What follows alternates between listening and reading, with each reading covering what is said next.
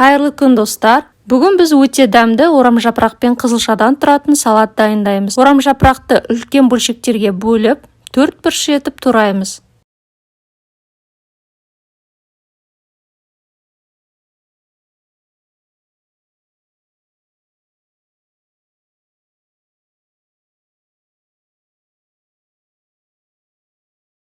Бір қызылшаны соломка етіп тураймыз. Теркіден өткізсеңіз де болады.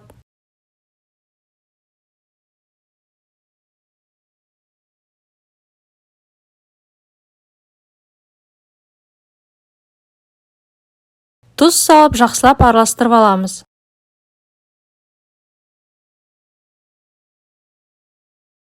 Минутқа қоямыз, арасында араластыруды ұмытпаймыз.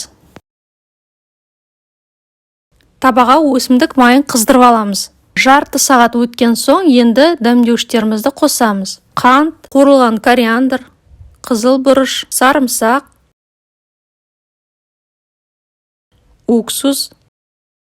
Әбден қызған майды сарымсақ пен қызыл бұрыштың үстіне құямыз. Сонда сарымсақтың ашылығы білінбейтін болады. Барлығын жақсылап араластырып аламыз.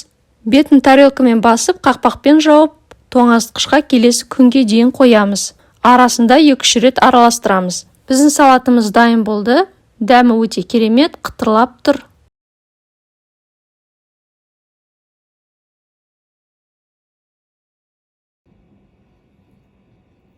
Банкаларға салып, тоңазытқышта сақтауға болады. Бұндай салат тұрған сайын тәтті бола береді. Рецепті ұнаса лайк басып, каналыма жазылыңыз.